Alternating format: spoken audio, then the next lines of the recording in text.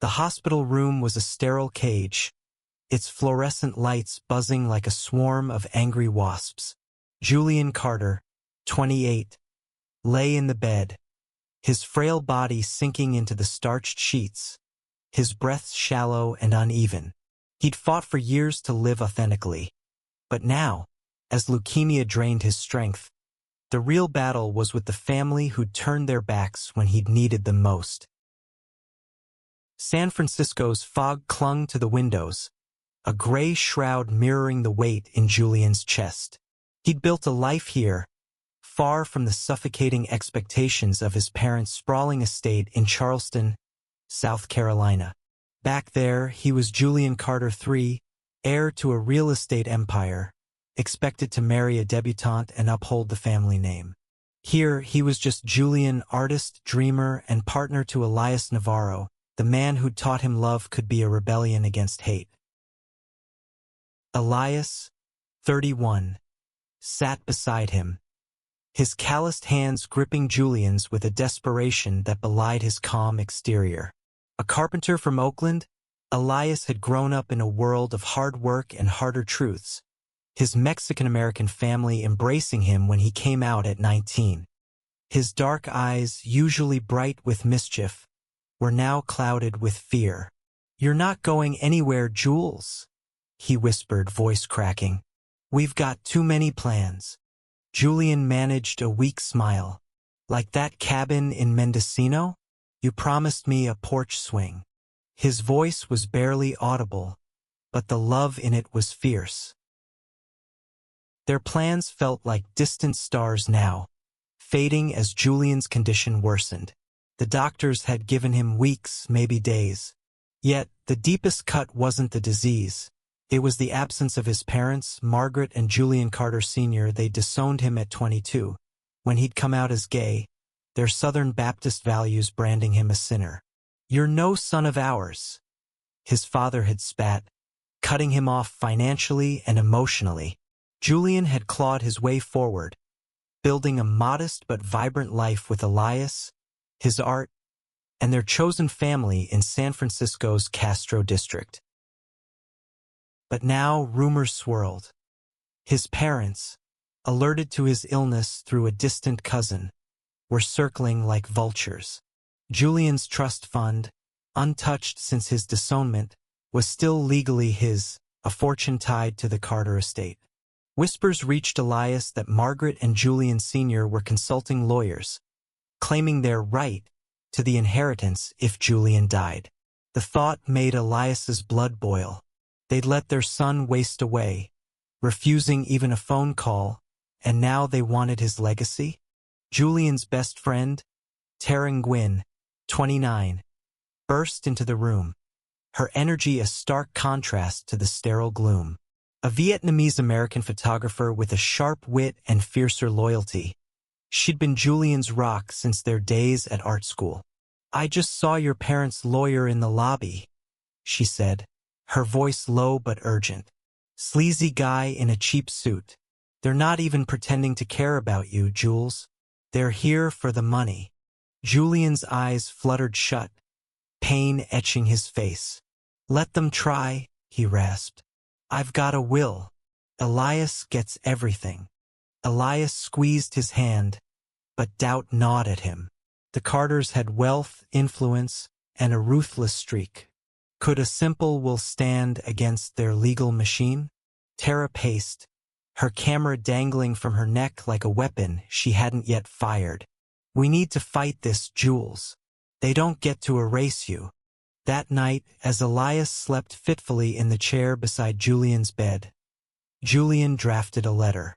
His trembling hand scrawled words meant for a world that might never understand him. "I lived my truth," he wrote.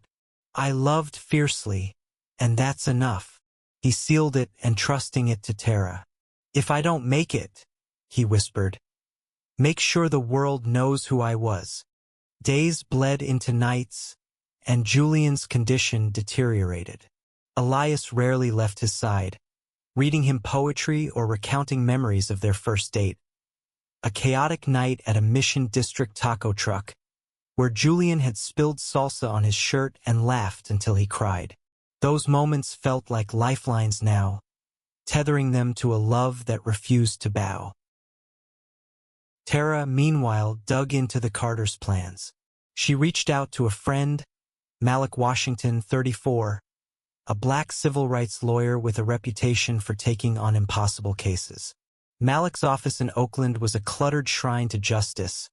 Stacks of legal books, protest posters, and a coffee mug that read, "Sue the Bastards." He listened to Tara's story, his jaw tightening. They disowned him, let him die without a word, and now they want his money? That's not just greed, that's cruelty. Malik agreed to take the case pro bono, but he warned them, the Carters will play dirty. South Carolina law favors blood relatives, and they'll argue Julian's will is invalid. We need evidence of their abandonment. Letters, emails, anything. Tara's eyes gleamed. I've got something better. Julian's been keeping a journal since he was 18. It's got everything. Their rejection, their threats, all of it. Elias felt a spark of hope, but it was fleeting. Julian's breathing grew more labored, and the doctor's updates were grim. One evening, as rain lashed the hospital windows, Julian grabbed Elias's hand with surprising strength. "Promise me," he said, eyes burning with urgency.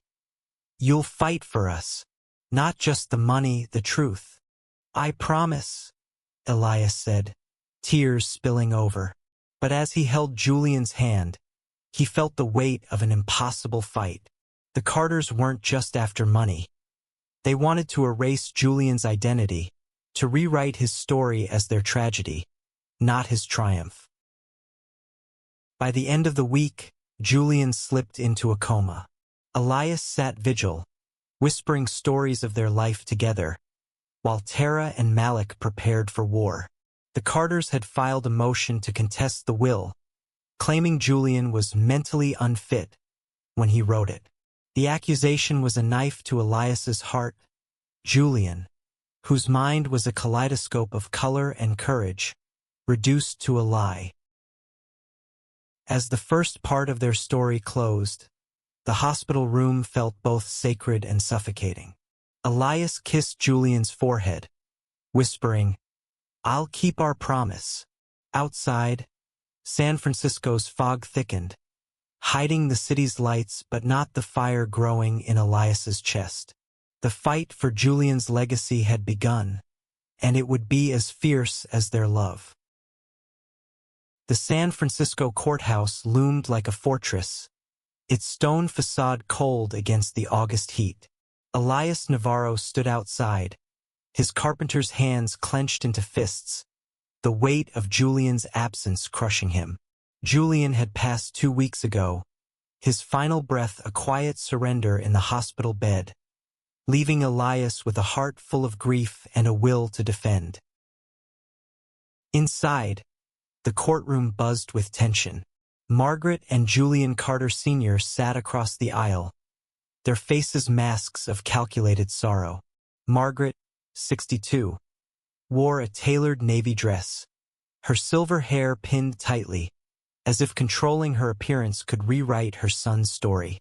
Julian Sr., 65, sat rigid, his steel-gray eyes avoiding Elias's gaze. Their lawyer, a slick Charleston attorney named Preston Hayes, radiated confidence, his briefcase stuffed with motions to dismantle Julian's will. Malik Washington, Elias's lawyer, adjusted his tie, his calm demeanor hiding a fierce resolve. "They're going to paint Julian as unstable," he warned Elias and Tara, who sat beside him. "We need to show the judge who he really was, through his journal, his art, his life with you." Tara clutched Julian's journal, its leather cover worn from years of secrets. She'd spent nights transcribing its pages, each entry a testament to Julian's resilience. One passage, from the day he was disowned, read, "They called me a disgrace, but I'd rather be a disgrace than a lie." Tara's throat tightened as she handed it to Malik. This is Julian's voice. They can't silence it. The hearing began, and Preston Hayes wasted no time. Your Honor, he drawled. Julian Carter III was estranged from his family due to his unstable lifestyle. His so-called will, written under duress, cannot stand against the rightful claims of his parents, who raised him with every opportunity. Elias's jaw clenched. Unstable lifestyle was code for Julian's identity, a deliberate erasure of his truth. Malik stood, his voice steady but sharp. Your Honor, Julian Carter was a vibrant, independent man who built a life of purpose despite his parents' rejection. We have evidence, his journal, letters, and testimony, that proves they abandoned him for being gay. The judge, a stern woman in her 50s named Claren Gwynn, raised an eyebrow. I'll allow the journal, but it must be corroborated. Proceed. Malik called Tara to the stand. She spoke with fire, recounting Julian's journey from a scared 22-year-old, cut off from his family, to a celebrated artist whose paintings of San Francisco's queer community hung in local galleries. He was my brother in every way that mattered, Tara said, her voice breaking.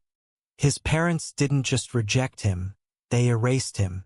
They never visited, never called, even when he was dying. Margaret dabbed her eyes with a handkerchief, but Elias saw no tears. It was theater, a performance for the judge. Julian Sr. remained stone-faced, his silence louder than any argument. Elias wanted to scream, to tell the court how they'd sent Julian a Bible with passages about sin highlighted, how they'd refused his calls when he first got sick. But Malik had coached him, stay calm, let the evidence speak. The evidence did speak. Malik submitted emails from Julian's early 20s, begging his parents for understanding, and their cold replies, you've chosen this path. We cannot condone it.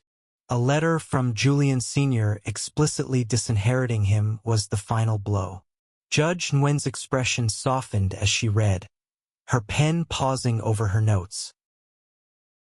But Preston Hayes countered with a new tactic. Your Honor, the trust fund was established by the Carter family. It's their legacy, not the property of someone who rejected their values. He leaned forward, smirking. And we have reason to believe Mr. Navarro unduly influenced Julian, exploiting his illness for financial gain. Elias's vision blurred with rage. He stood, ignoring Malik's warning hand. I loved him, he said, voice raw. I was there when he painted, when he laughed, when he cried. Where were you? The courtroom fell silent, the weight of his words hanging heavy. Judge Nguyen banged her gavel. Mr. Navarro, sit down. Emotions won't decide this case. Facts will. But her eyes lingered on Elias, a flicker of empathy breaking through her neutrality. That night, Elias sat in their small Castro apartment, surrounded by Julian's paintings. Vibrant canvases of drag queens, pride parades, and quiet moments like their beach dates. He traced the brushstrokes, each one a piece of Julian's soul. Tara joined him, bringing takeout from their favorite Thai place. We're not losing this, she said fiercely. Julian's story deserves to be told. Malik called with an update. The judge is leaning our way, but the Carters are pulling strings. They've got connections in Charleston's legal circles, and they're pushing for a change of venue to South Carolina. If that happens, we're in trouble. Elias felt the walls closing in. South Carolina's conservative courts would favor the Carters' narrative, painting Julian as the wayward son and Elias as the opportunist. He looked at a photo of him and Julian, taken at last year's Pride, their faces painted with rainbows. I can't let them win, he whispered. Tara had an idea. Julian's art. It's his legacy, too. What if we show the world who he was? A gallery show, a public statement. Let San Francisco rally behind him. The idea sparked something in Elias. Julian's paintings weren't just art. They were proof of his life, his love, his defiance. They decided to organize a memorial exhibit, showcasing Julian's work to raise awareness and funds for the legal fight. Tara contacted local galleries, while Malik prepared for the next hearing. As the second part of their story unfolded, Elias stood in the apartment, holding one of Julian's brushes. The fight wasn't just about money. It was about honoring a man who'd lived bravely in a world that tried to break him. The Carters might have power, but Elias had something stronger: Julian's truth and a community ready to fight for it. The gallery in the Mission District glowed with warm light, Julian's paintings lining the walls like windows into his soul. Each canvas pulsed with color, vibrant portraits of San Francisco's queer community, tender depictions of Elias, and abstract works that screamed of pain and hope. Elias stood at the center, his heart pounding as strangers and friends filled the space for Julian's memorial exhibit. Tara had worked miracles in just 10 days, rallying local artists, activists, and gallery owners. A banner above the entrance read, "Julian Carter, a life in color," and a small plaque quoted his journal, "I paint to live, to love, to be free." The crowd, drag queens in glittering gowns, leather-clad bikers, young queer couples, mingled with tears and laughter, celebrating a man they'd never met but felt they knew. Elias's eyes caught on a painting of their beach moment, the one from their second anniversary. Julian had captured the exact shade of the sunset, the way their shadows merged on the sand. A stranger, a trans woman named Riley, 27, approached him. "I saw his story on X," she said. "I'm here because Julian's courage gives me hope."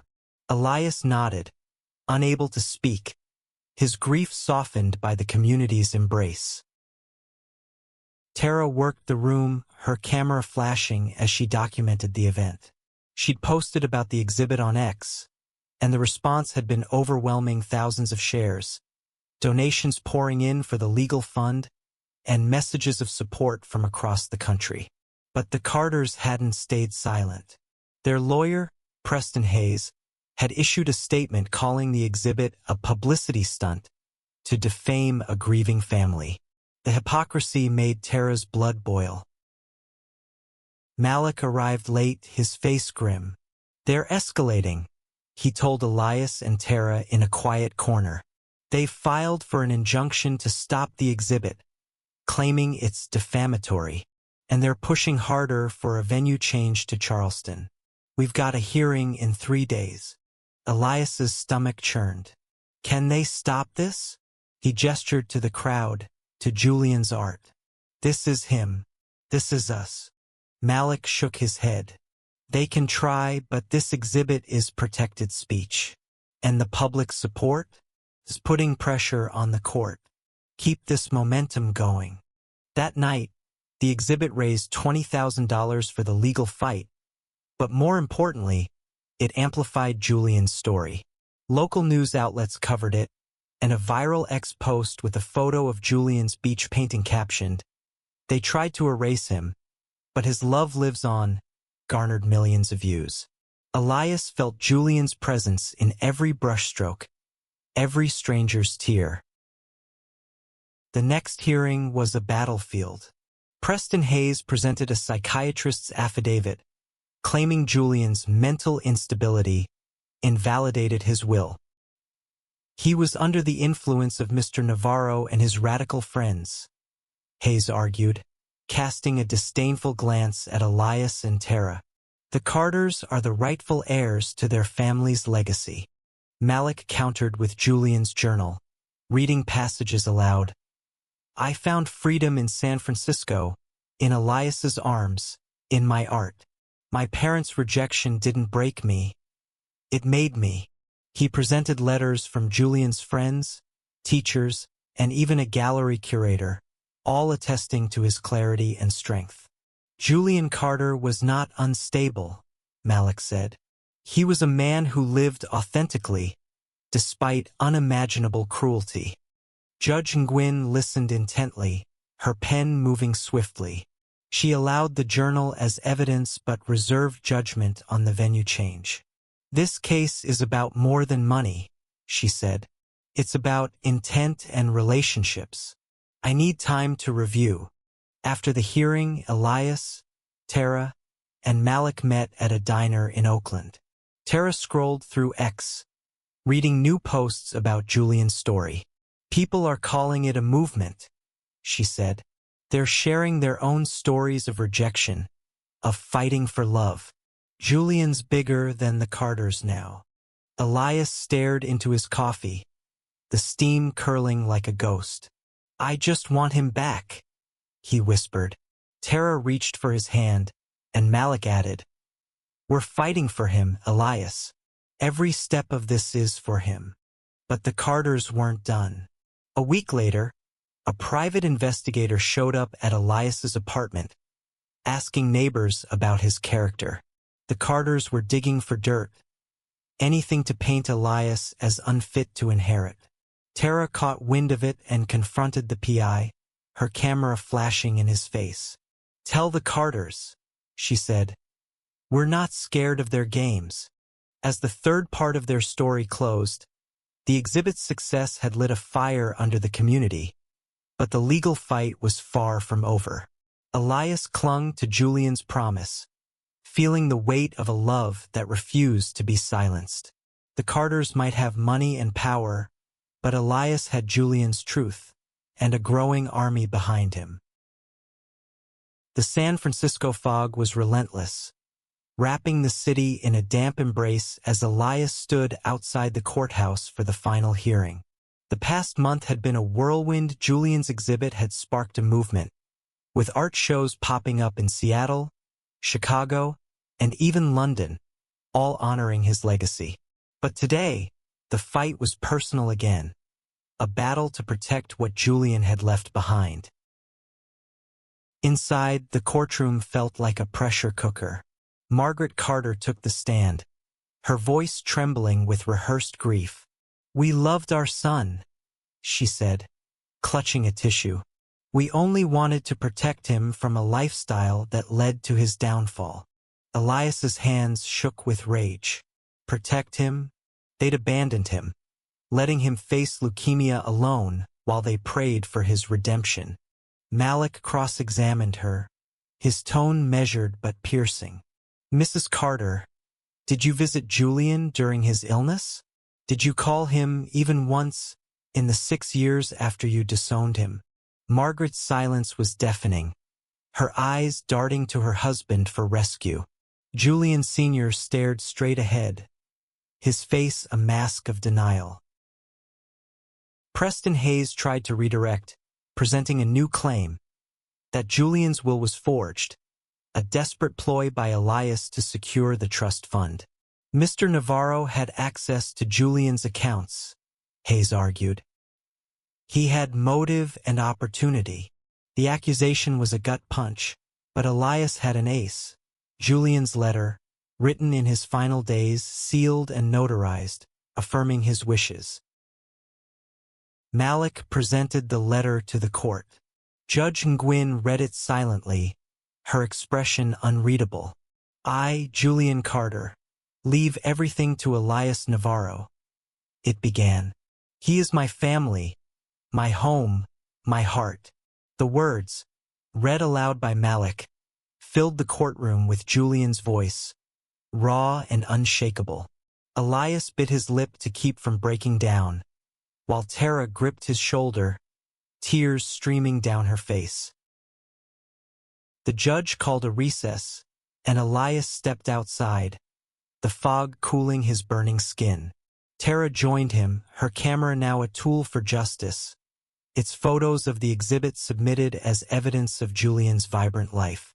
They're losing, she whispered. The judge sees through their lies. But the Carters had one last card. Hayes produced a witness, a former friend of Julian's from Charleston. a man named Garrett, 30, who claimed Julian had been confused and manipulated by Elias.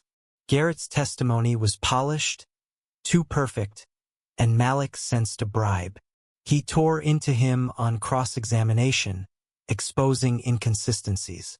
"You haven't spoken to Julian in 8 years," Malik said. "How would you know his state of mind?" Garrett faltered, and the courtroom murmured. Outside, the movement grew louder. Protesters gathered, holding signs with Julian's art and quotes. "Love is my legacy."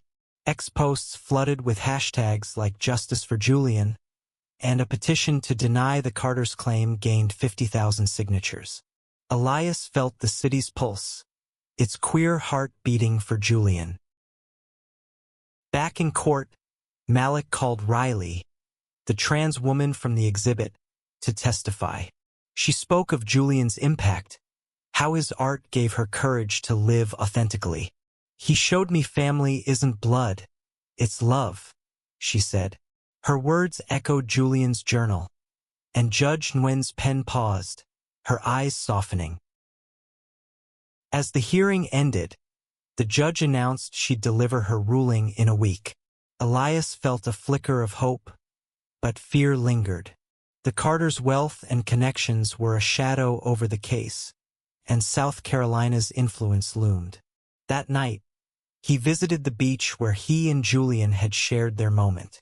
He carved "Love Defies All Odds" into a stone, mirroring the exhibit's centerpiece, and whispered, "We're almost there, Jules." Tara and Malik planned their final push. Tara organized a vigil outside the courthouse, inviting the community to light candles for Julian. Malik dug into Garrett's financial records, suspecting Carter money behind his testimony.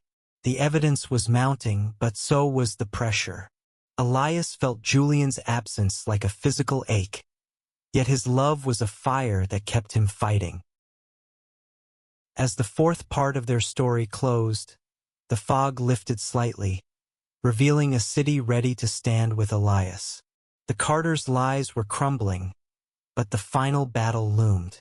Elias clutched the stone, its words a promise to Julian. Their love would win, no matter the cost. The San Francisco courthouse steps were alive with light as hundreds gathered for the vigil, candles flickering against the twilight.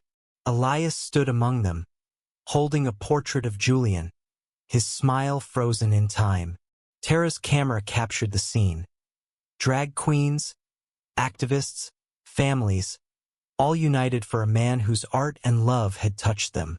A banner read, "Julian's Legacy Lives," and the crowd chanted softly, their voices a chorus of defiance. Inside, the final ruling loomed. Judge Nguyen had reviewed the evidence, Julian's journal, his letter, the exhibit photos, and Malik's findings on Garrett's suspicious bank deposits, linked to a Carter shell company. The Carters sat in the courtroom, their composure fraying. Margaret's hands twisted her handkerchief, and Julian Sr.'s eyes darted nervously. They sensed the tide turning. Malik delivered his closing argument, his voice a blend of passion and precision. Julian Carter lived a life of courage, loving fiercely despite his parents' rejection. They abandoned him, condemned him, and now seek to profit from his death. His will is clear. His legacy belongs to Elias Navarro, the man who stood by him when they wouldn't. Preston Hayes's rebuttal was weak, leaning on outdated claims of family rights.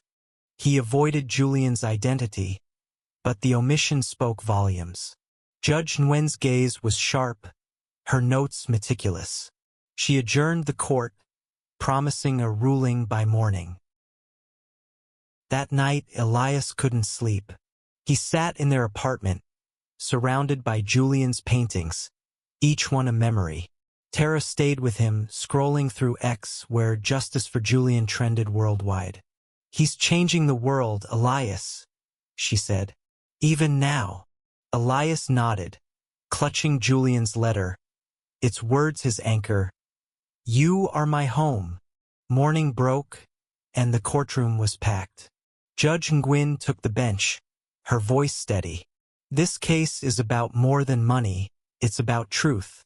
Julian Carter's journal, letters, and art demonstrate a man of clarity and conviction. His parents' abandonment, documented and undisputed, severed their claim to his legacy. She paused, her eyes meeting Elias's. "The will stands. Elias Navarro is the rightful heir." The courtroom erupted.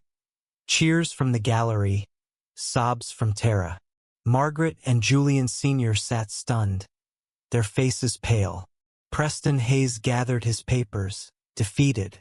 Elias felt a weight lift, but grief rushed in too. Julian was gone, but his love had won. Outside, the crowd roared, candles still burning from the vigil. Elias stepped into the sunlight, holding Julian's portrait. Tara hugged him, whispering, "We did it." Malik joined them, his smile rare but bright.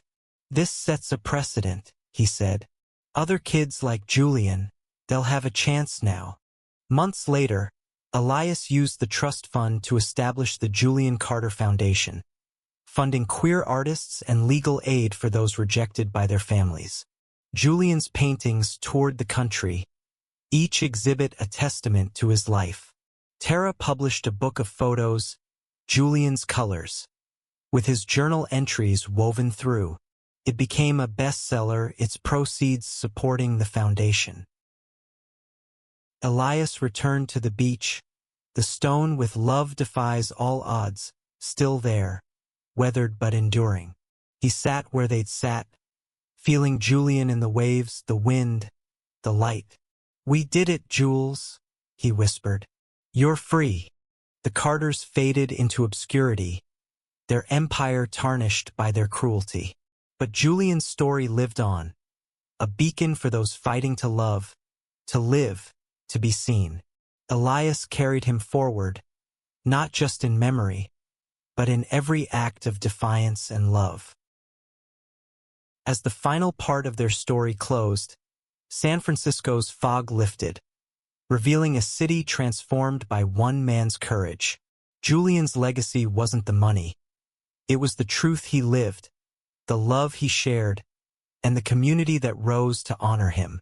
In every brushstroke, every candle, every voice, Julian Carter was alive, and his love defied all odds.